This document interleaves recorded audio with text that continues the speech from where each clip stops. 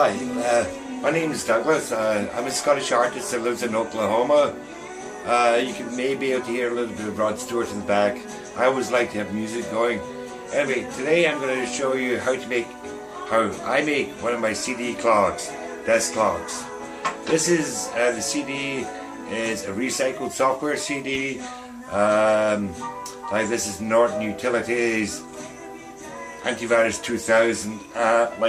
We don't need this anymore, so rather than just chuck it into the garbage, take up the space in the landfill, I'm going to turn it into a CD clock.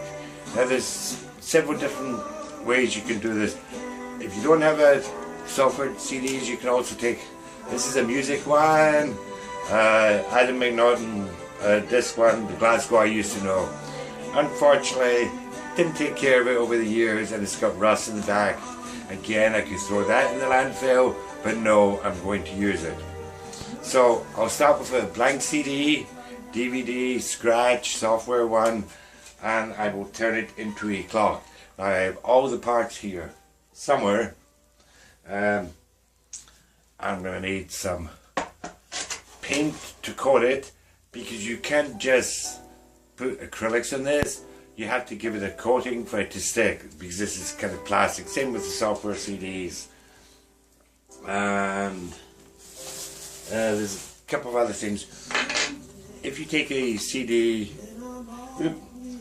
I've lost my clock part. Well, the clock movement will not just fit in there, it will be a little bit loose. So I will get a washer and put it over there. And I will do that before I start to do the painting on it. Stop recording. So I got this from Clock Kit. There's other ways you can do it, but let me get up and show you here. Clock hands you can get at Walmart, Kmart, anywhere. Try not to shop there on Thanksgiving when employees should be off with, you know what I mean. Anyway, taking this clock, see, it's too loose. So that is why I will get a washer, and before I glue it down, I'll just show you holding like that. The washer is there, believe me, and then I will glue it down. Now you see, if I don't glue it onto the CD before I paint, you may not be able to see this, but you'd see the washer on it and it would kind of take away from the rest of the painting. So let me just put it on pause, clear up some of this stuff, and we'll get back to it. Here I am again. This time I'm ready. I've got my CD, my E6000 glue. Now, I had the clock part here a moment. Yes, hold on. As I told you, I'm not always organised. That wash is too small. This wash is just right. So, and I have a little container of more washers there. That one would also be right. And it covers up that space nicely. So I'm going to apply some glue. I'm doing the Adam McNaughton one first, the Glasgow I used to know. A little bit around on the CD, DVD, and a little bit on the washer. Yeah, I learned the hard way. It's best to put these on first, because otherwise, as I said, you can paint over it.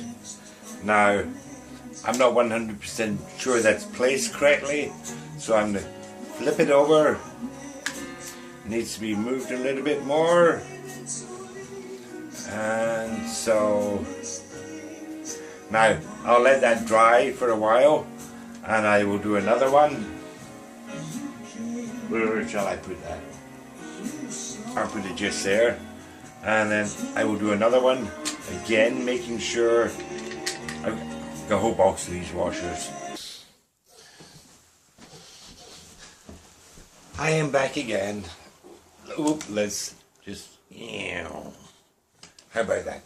I'm back again, and that I'm not going to use just now because it doesn't have the little thingy jigs, you know, washers. Anyway, I have my Norton antivirus and the washer's all dried now, so I'm going to open this. Let's move the clock out of the way, and I'm going to use these foam brushes. You can get them in the craft department at Walmart or Michael's or anywhere like that, but they cost more. Yeah, I'm Scottish, so I get them in the paint department, household paints. They're cheaper, exact same thing. Why pay a little bit extra for the same thing? Alright, and then I just put it on like that. Give it a good coat. Make sure you go over the washer as well and around the sides. You'll see how I'm doing it.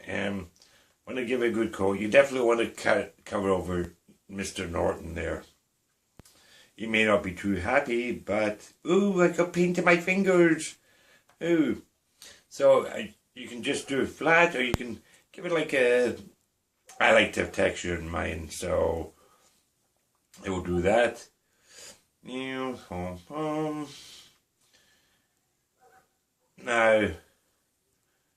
you can wait till it all dries.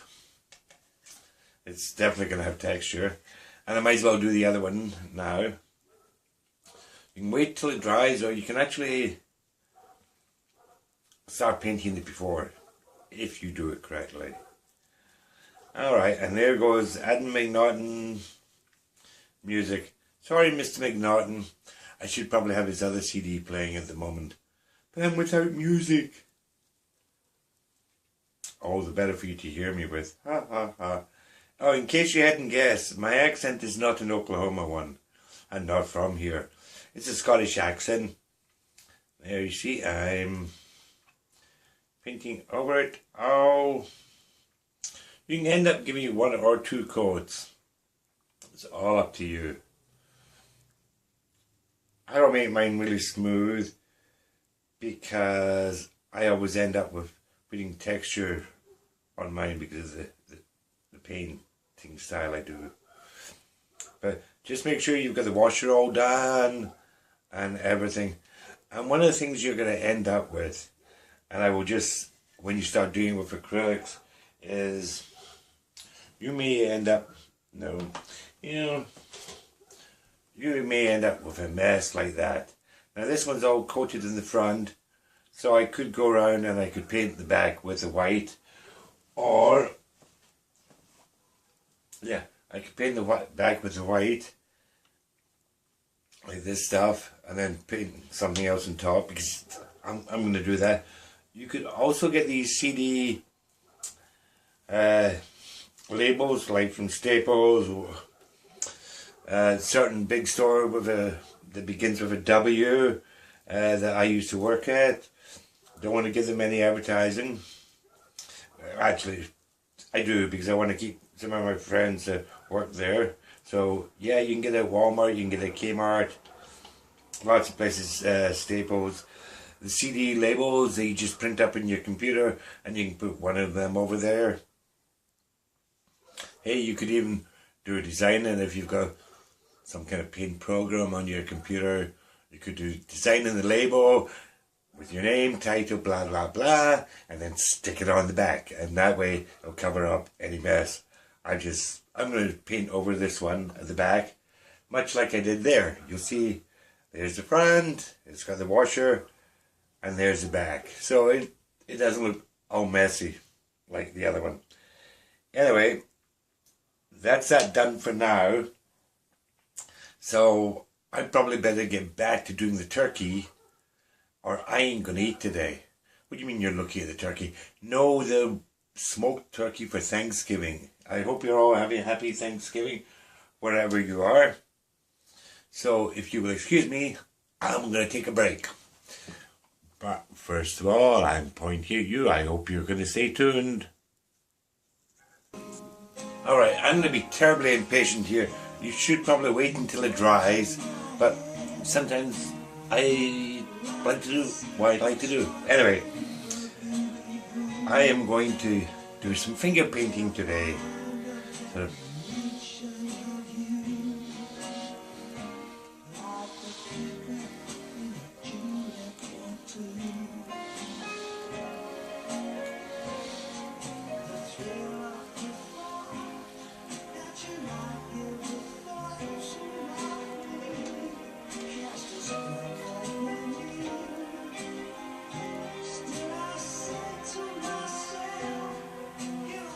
a lot of people seem to like the color purple, but you know what I forgot to get?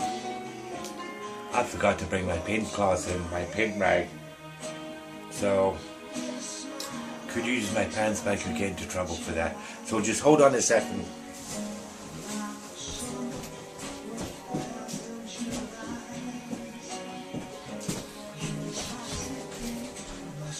There, that didn't take as long as before.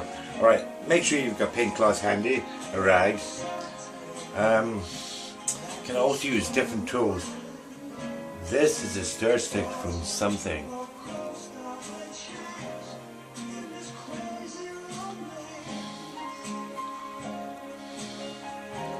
And it can give a nice fine edge.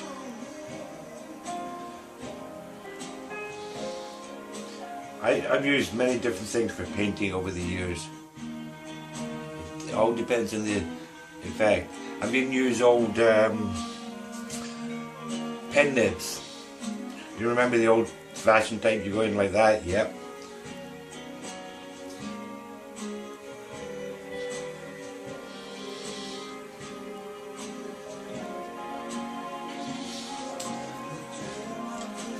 And you can also use brushes.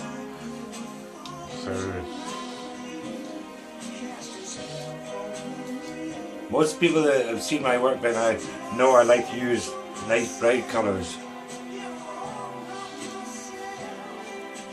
You may think I'm just doing this at random, but I'm not. Experience has taught me how to do it, moving the fingers and getting the effect. Sometimes, as any painter knows, anybody, you can overwork it and then you go no, well, not really, but dramas.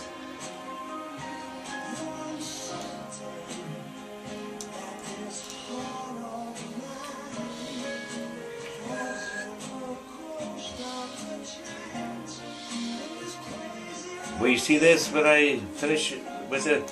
Maybe, if I don't mess it up. So far I've used some blue, red, purple, a little bit of green.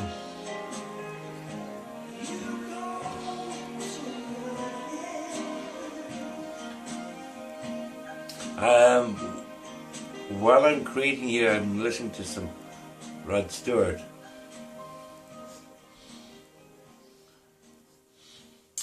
Classic American songbook.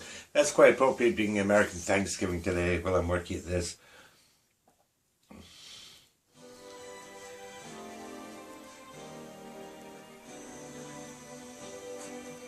You know, you can just dab it on, but I don't do that. I kind of move my finger in different ways. Much the same way we do a paintbrush. This is just a different paintbrush to me. And no, I'm not giving you the finger. That's a different finger.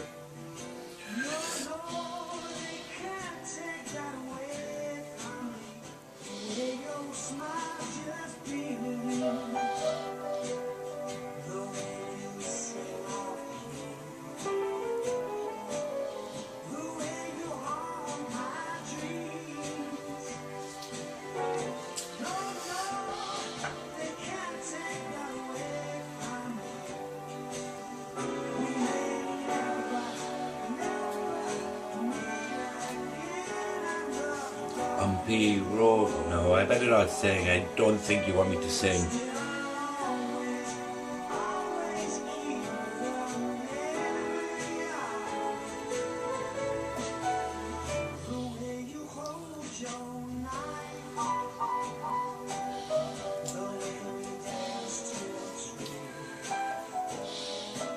You'll see as I'm doing this, I am looking at it for what I want to achieve.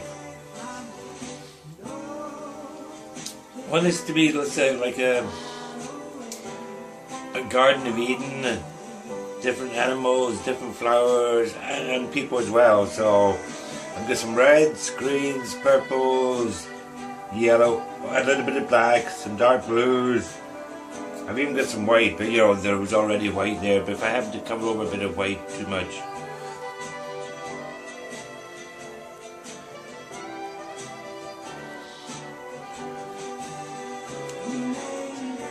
And just because I do this at the moment doesn't mean to say I can't go back over when it's a little bit drier and cure and add touches.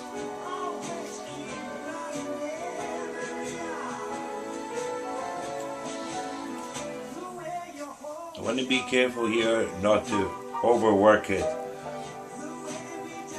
So I think I'm kind of done for now with this one. Ooh, except maybe changing some stuff here.